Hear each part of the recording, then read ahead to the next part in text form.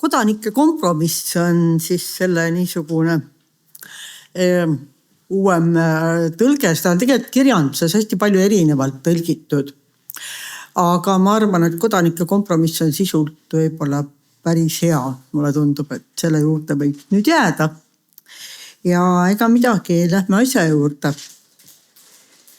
18. sajandi Tartu oli oma eluga üsna hädas. Nagu ikka, eks eelmistel aegadel samamoodi tegelikult on ju olnud siin juba juttu nendest, küll on küüditamisi, küll on igasuguseid ja siis ei saa neid privileegi kinnitatud ja nii edasi, kõike seda juba kuuleme. Et ka nüüd oli vaja ju suhteliselt nullist peale hakata jälle. See kodanikkond oli vahepeal täitsa ära olnud ja nii edasi. Aga nüüd võib-olla kõige suurem selline märgatav mure inimestele oli loomulikult see, et majandus kiratses. Ja märgatav mure oli ka see, et linnavõim jäi hästi nõrgaks ja sellist igapäevaelus ei suudetud korda hoida. Selle kohta on igasuguseid selliseid toredaid väljendeid, et mingisugune rahvarämps on siin linnas ja neid ei suudeta välja ajada ega midagi nendega teha.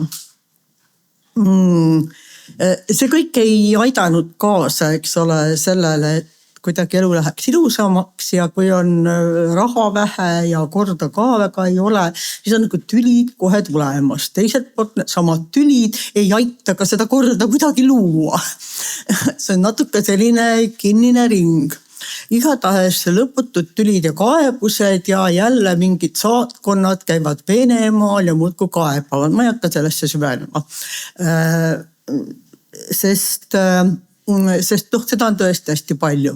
Ja seda märgati ka kõrgemal pool, et tartlased muudkui kaebavad ja lõpuks põhimõtteliselt see komisjon, mis Tartusse saadeti, oli ju ka selleks seotud. Nüüd üks asi, millest võib-olla kirjanduses on vähem räägitud, aga mis näiteks seda sama kompromissi tekkimise lugu jälgides on näha, on väga tugevad sotsiaalsed vastuolud erinevate kistide vahel. Et Tartusse oli ilmselt siis vahepealsete olude tõttu ka tekkinud väga palju Eesti elanikkonda ja arvestatav vene elanikkond. Ega neid päriselt kokku polegi ju loetud, see on väga huvitav. Oleks nüüd teada, kuidas selles uues Tartu ajaloos suudetakse see rahvastiku osa nagu kokku lugeda olemasolevate allikate põhjal, sest allikad on napid ja katkendlikud.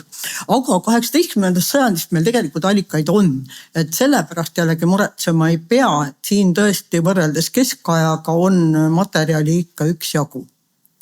Igal juhul on näha siis vastuolud eestlaste, venelaste, sakslaste vahel. Et eestlasi püütakse hoida seisuslikes raamides, venelased on linna jurisdiktsiooni alt ära kukkunud. Linn ei suuda neile nagu mingisuguseid ettekirjutusi teha või nende suhtes korda hoida. Nad kipuvad tulema kodanike tööaladele, nii-öelda võtma leiba ära. Sellepärast ollakse pahane.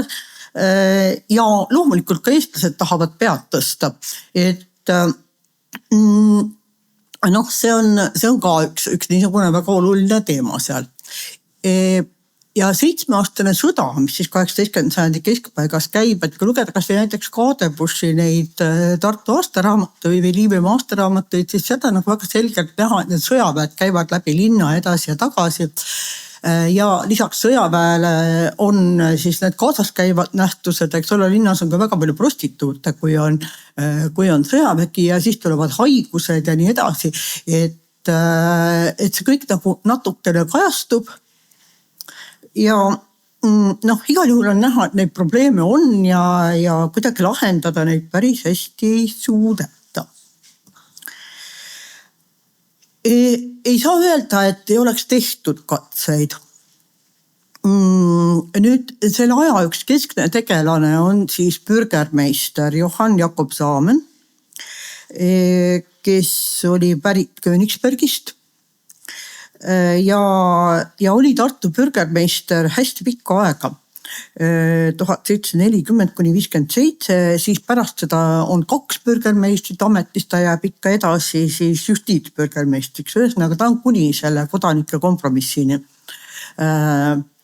Ja tema kõrvale siis hiljem luuakse see kommerts- ja politsei bürgermeistri amet. Nüüd tema ajast võib-olla üks kõige märgatavam tegevus on see, et Õue kohus nõudis ühel hetkel ikka neid samu privileege, mille ümber Tartus kogu elu kogu aeg käib. Et pange nad nüüd kirja ja pange siis nagu kõikide tsuntide põhikirjad ka. Ja sellest on tõepoolest tekitatud üks ilus uhke köide, kus ta on kõik kokku võetud. Ja see on täiesti alles ja olemas. Praegu on ta Riias arhiivis tegelikult selle Riia ajaloo ja Mustiste seltsi materjali hulgas, aga seal on öeldud, et see on tulnud Õue kohtu materjali hulgast. Nii.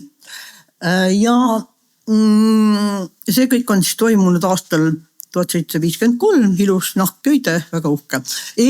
Kui seda natukene sisuliselt lugeda, siis mida sealt kohe näha on, Rootsi ajal Tartus voorimeestel oli ka oma põhikiri, selles köites seda voorimeeste põhikirja ei ole. Ja sellest tuli ka osa pahandusest. Nii, nüüd 18. sajandi Tartust kuulsa visuaal, et tõenäoliselt kõik on näinud, kõik teavad. Ja kogu see luuletus ja värk. Nii, aga kui natukene seda pilti lähemalt vaadata ja mõelda, mida seal tekstides hiljem kirjutatakse, siis üks asi on see, et siin on väga selgelt on eristatud, eks ole, raad istub uhkes riietuses lava taga ja kodanikkond on kaugemal. Et tegelikult oli siis see raad ja kodanikkond nagu omavahel väga selgelt eristunud ja pigem üksteise vastu kui üksteisega koos tegutsemas. See mees, kellele seal peksa antakse esiplaanil kaikaga, on väga tõenäoliselt voorimees. Sest üks osa ka kaebustest, mis tulevad komisjonile hiljem, on see, et voorimehed ei ole absoluutselt rahul, et neid koheldakse nagu pärisorje. Et kui nad ei tee seda, mida tahetakse, siis neid ootab nagu peksukaristus, et see oli alandav, ei olnud seisuse kohane ja sellest kindlasti tahavad lahti saada. Lisaks muidugi nõuti, et kohati tasuta tööd ja see ei olnud ka normeeritud. Mis ka ei saanud olla ju tore. Aga see on siis osa ka nendest Eesti-Saksa vastuoludest, sest voorimehed suuresti olid Eesti päritolu. Nii, lähme edasi. Ühesõnaga, kuna need tartlased olid valitsuse täiesti ära tüüdanud, siis 1753 nõuti, et enam ei tohi kaevata otse Peterburi justiitskolleegiumile, vaid kaebused lähevad Õue kohtule, Liivimaa Õue kohtule.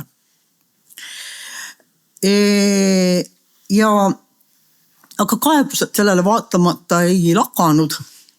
Ja 1762 on siis jällegi üks kibe kaebus rae peale teele läinud, nüüd siis Õue kohtule ilmselgelt. Ja lõpuks tuleb siis kindralkuberner Brown, pilt seal ka on,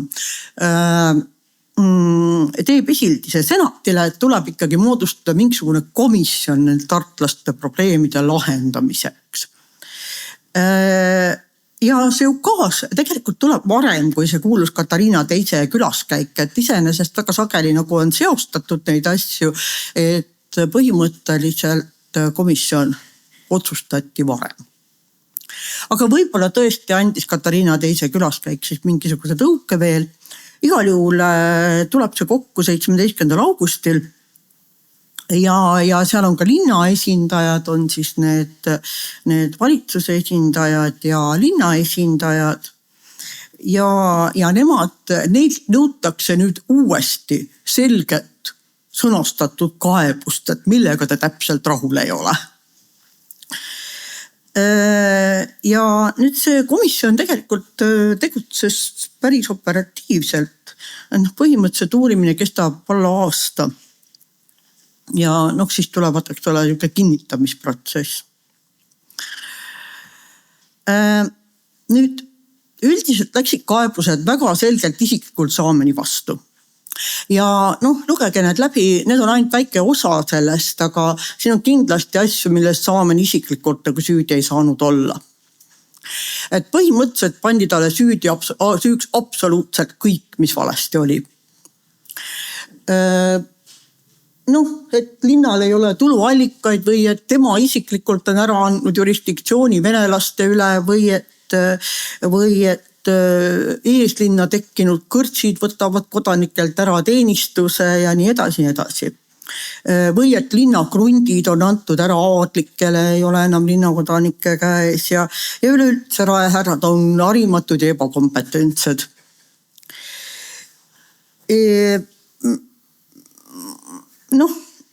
Probleeme nagu kuhjaga, jah.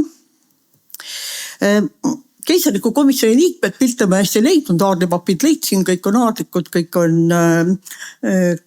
on siis Liivimaa maanõunikud, aga siis Kaspar Heinrich von Rosenkamp oli Tartu maakohtu assessor ja nii palju kui mina aru sain, oli tema ainukene sellest, komisjonid, kes oli ka juurat õppinud, pluss loomulikult komisjoni sekretär Kadebusch, et tema oli ka jurist. Ja Kadebusch, kellel on muide ka selline suur selge käekiri, on kohutaval hulgal dokumente tekitanud selle protsessi käigus, neid on jumal tänatud päris hea lugeda. Nüüd, miks see komisjon Tartus üsna kiiresti tegutseb? Tartused pidid iga kuu maksma nende ülalpidamise eest ja linnavalitsusele muudkui esitatakse arveid. Need on ainult mõned nendest. 100, 150, 200, küll on neil seda söögiraha vaja, küll on neil majutusraha vaja, neid on vaja transportida kusagile. Kokkulepe oli selline, et pool selle komisjoni ülalpidamisrahast makstakse linnakassast, pool maksavad raeliikmed isiklikult. Ühesõnaga, nad olid ikka väga isiklikult huvitatud, et see komisjon ruttu minema läheks. Ja saabki siis valmis see kompromiss, siin on natuke näha ka vormistust, et lõpuks on siis selle kinnitanud kindral Kuberner ja tema nõunikud, et ta on kahes veerus, ühte veergu kinnitad, kõigepealt siis need linnaesindajad said oma asjaga valmis juba aprillikuus ja siis läks see veel sellele keisarlikule komisjonile. Nii et iga punkti kohta, mida nagu linnaesindajad olid kokku leppinud, ütleb komisjon veel omakorda, et kas nad on nõus või ei ole nõus ja mõnda punkti nad tegelikult muutsid. Nii et jah, aga siis lõpuks tehti 3 eksemplari ja kumbki kild sai ja siis see keisarlik pool, eks ole. Et siis kõik olid lõpuks alla kirjutanud.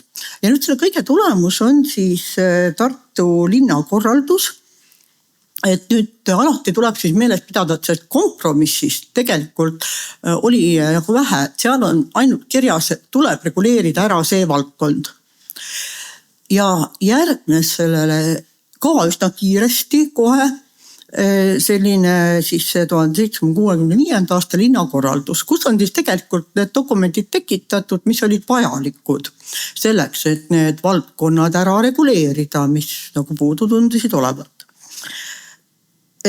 Kõigepealt öeldakse, et kired on maha jahtunud ja Saamen võib auga herru minna. See auga on seal korduvalt rõhutatud.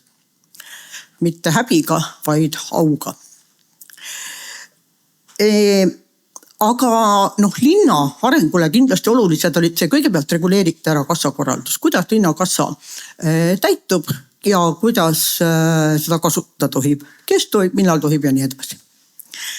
Kaalukorraldus, hästi oluline, varem oli ka korraks juba juttu, et kaaluda mõõtude teema, see oligi oluline. Komisjon käis ja kontrollis ja leidis, et kõrtsis muide olid kõik toobid õiged Riia mõõdu järgi, aga kullassepad ja hõbesepad kasutasid igasuguseid segaseid mõõte ja kus oli mingisugune jupp puudu ja kus oli üle.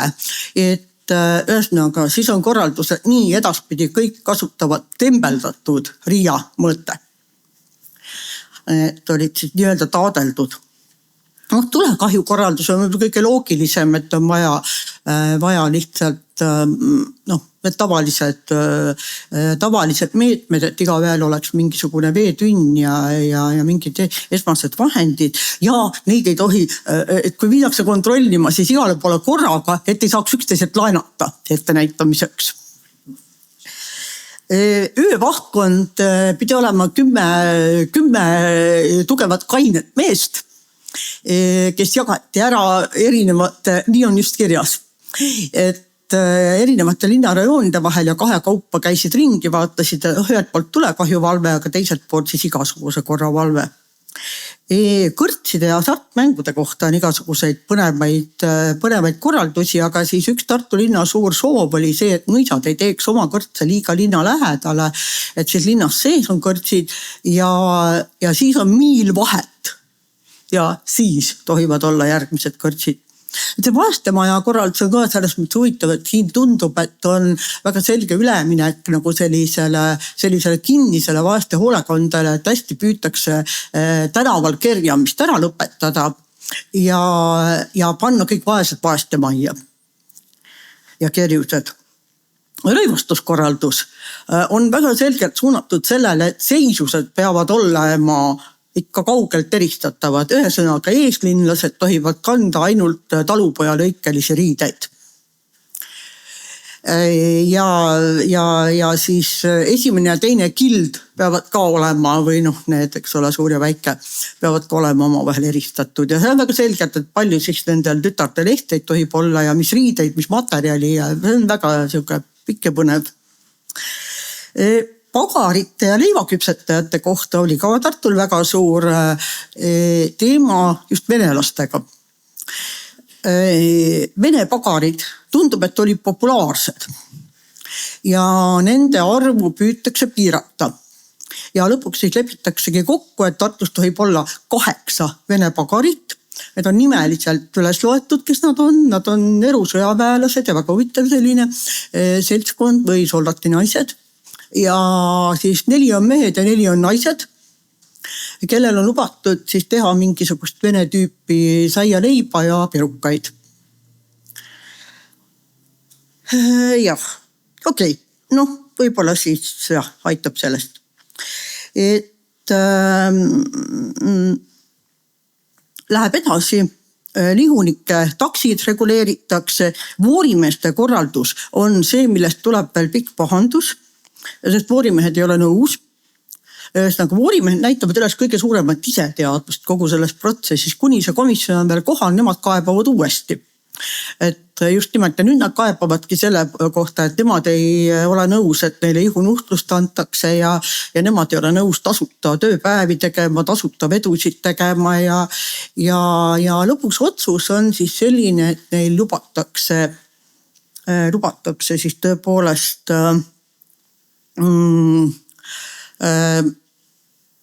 kõigepealt need tasuta tööpäevad reguleerida ja see ihunuhtlus jääb nagu erandlikuks karistuseks, aga täiesti ei kao. Kaluritega on tegelikult sama lugu, et seal on ka nagu vaja need palju neile makstakse ja kuidas, aga teenijate korraldus on selles mõttes huvitav, et ka seal püütakse väga selgelt säilitada seisuslikku erinevust ja on väga selgelt kirjas, et see eeslinn peab ju jääma selliseks reservaariks, kust kodanikud endale teenijaid saavad. Et me ei saa lubada neil astuda Saksa ametitesse ja kui me räägime keskajal sellest, et linnaõhk teeb vabaks ja tuli elada selleks aasta linnas, siis Tartu puhul on 3 aastat vaja linnas elada.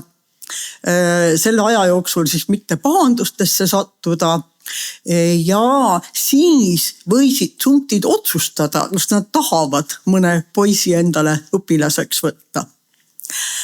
Nii et tegelikult olid hästi suured takistused selleks, et siis maalt linna tulnud eestlane pääseks saaks ametisse. Samas täiesti kinni see pääs ka ei olnud. Ja siis teine võimalik pääs oli muidugi, et tütred abiellusid tsunti liikmetega. Ka nende kohta on sama see reegel, et pidi olema 3 aastat linnas elanud selleks, et see üldse võimalik oleks. Nii. Ja ühesõnaga, kus mul see vahe on sees, sealtmaalt lõpeb siis köide ära, et siis tuleb natuke hilisemalt pärast seda kodanike kokkulepet veel sõlmitud kokkulepped. Siin olid veel kindralkuberneri resolutsioonid mitmesuguste asjade kohta. Patrimoniaalmõisad on kogu aeg teemaks, et kuidas neid välja rentida, et see oleks kasumlik ja et see oleks sellega kõik korras ja pagarid kohta tuleb siis ka nagu hiljem veel ja nii edasi, et jah. Nii, lähme edasi. Kui nüüd mõtelda, et mis kogu sellest asjast siis kasu oli, siis tõepoolest siin suudeti korrastada linna valitsemine. Rae enda korraldus käib ka selles suurde punti, aga see ei ole selles Stadtordnungen Goethes, et see on veel eraldi, kuidas raad peab töötama.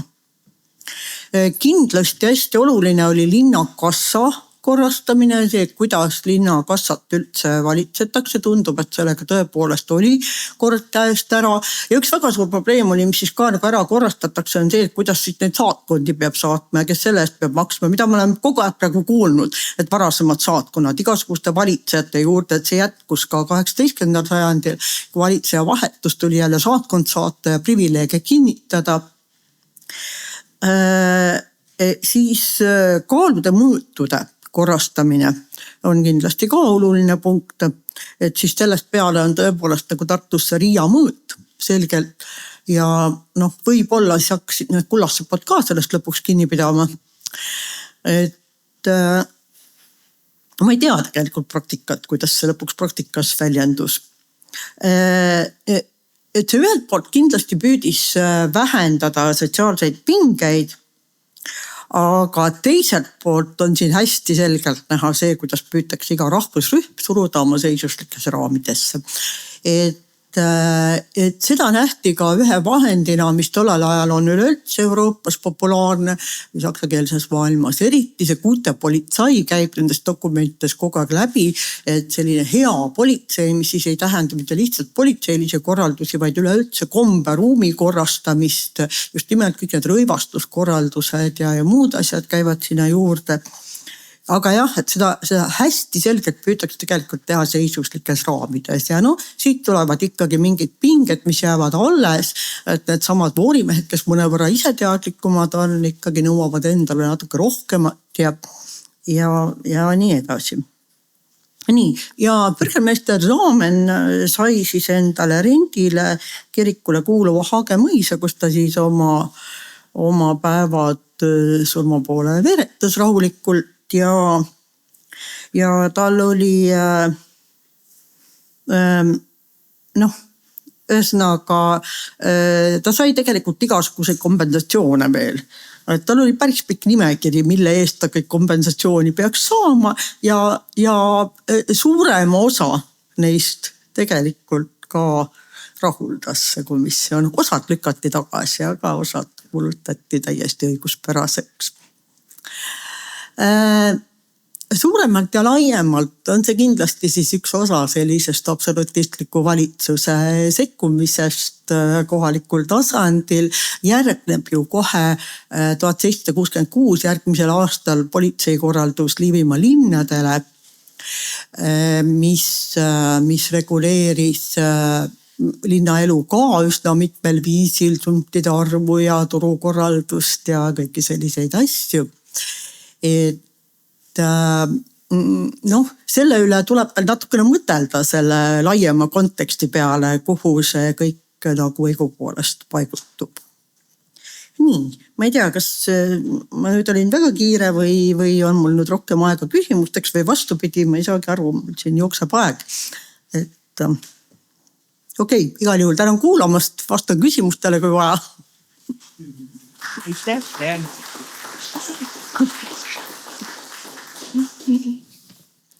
Vastab küsimustele, kui vaja, nagu öeldud. Minul on küsimus siis vaeste ja kerjuste majutamise ja korraldamise kohta, et kas siin võis olla ka, kuidas oli rohkem näha, kas linn hoolis rohkem oma vaestest ja kerjustest või oli rohkem suund kõik tänavatelt ära, ükskõik kus nad pärit on? Pigem tänavatelt ära ja pigem linnast välja, et talupoeg, kes on linna tulnud, see tuli üsna niimoodi lihtsalt ära ajada ja pigem jah, tänavatelt ära. Kuigi seal on ka veel mingid seisuslikud vahed, et need paremat sorti saksa kerjused võiksid saada tööd, et nad saaks teenistust, aga siuksed viletsad ja mõttetud, need lihtsalt saavad seda kõige minimaalsemat hinges püsimise toetust. Linnakassa. Küsimus oli, kes selle eest maksis? Jah, et nende asjade eest pidi maksma linnakassa ja selleks oli siis ka eraldi tasku nagu siuke vaestekassa.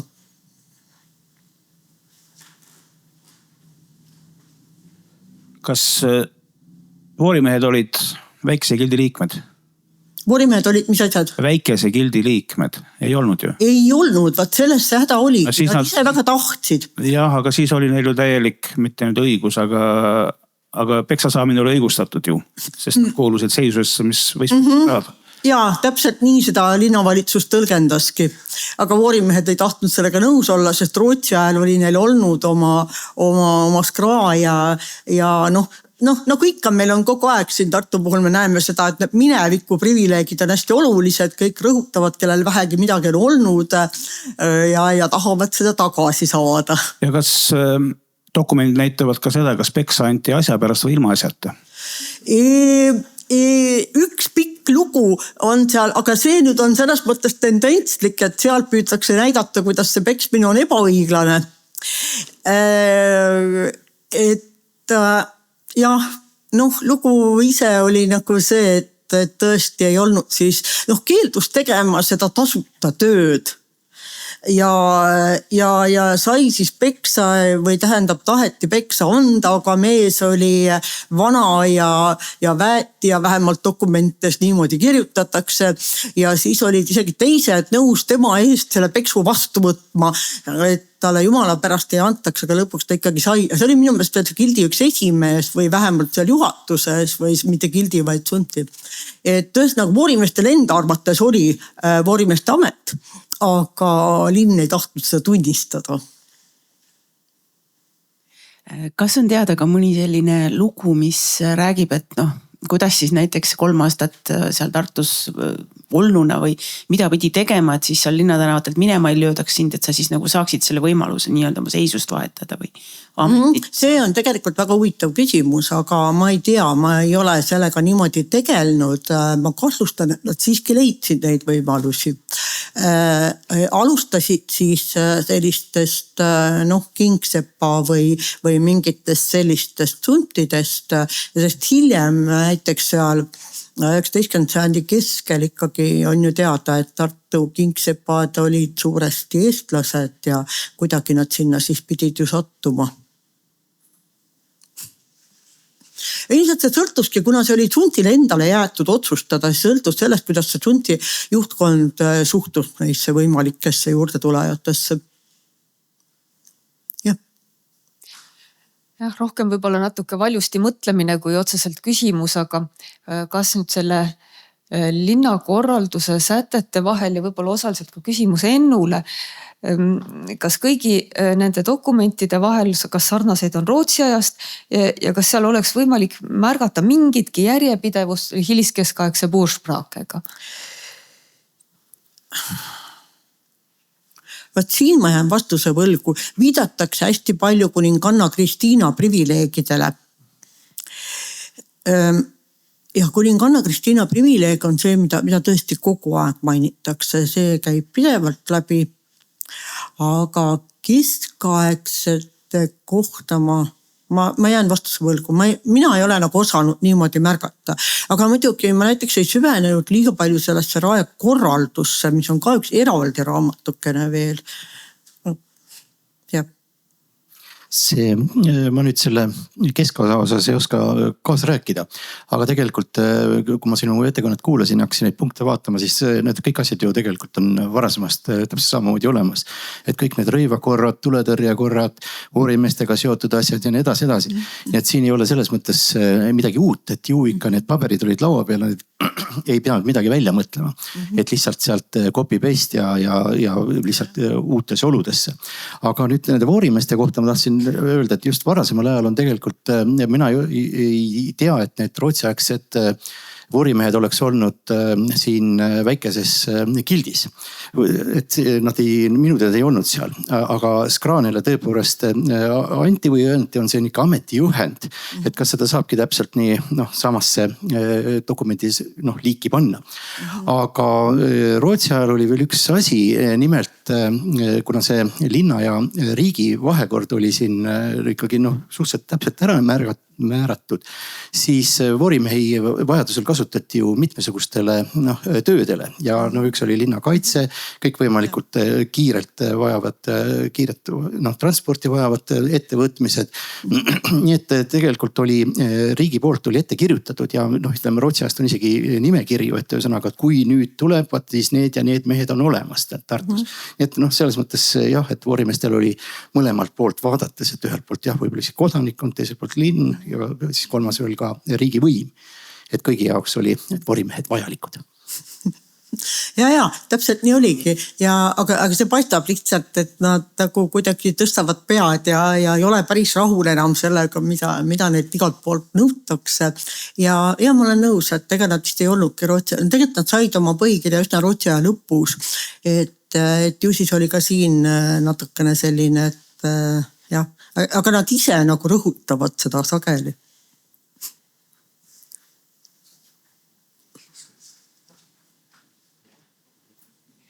Aitäh, Lea, väga huvitav. Ma sooviks küsida, kas midagi oli kirjas ka tervishoiukorralduse kohta, näiteks, et kas linnal on palgal ämmaemand, kirurg, kas on mingi hospidal, midagi sellist? Jaa, oli. Mul jäi see punkt kuidagi välja, ei mahtunud slaidi peale enam, et see on üks nendest punktidest, et linna palgal oleks kirurg ja ämmaemand, aga ja hospidal, see hospidal on kuidagi selles mõttes nüüd nendes dokumentides, mida mina jõudsin vaadata, aga tegelikult on see komplekt nagu ulatuslikum. Et mulle jäi nagu mulje, et hospidal on koos vaestemajaga, aga võib-olla ei ole ka, ma ei ole päris 100% kindel. Aga jaa, linna palgal peab olema kirurg ja ämmaemand, aga jällegi rohkem nagu nende kohta eriti ei leidnud, aga spetsiaalselt ei otsinud ka.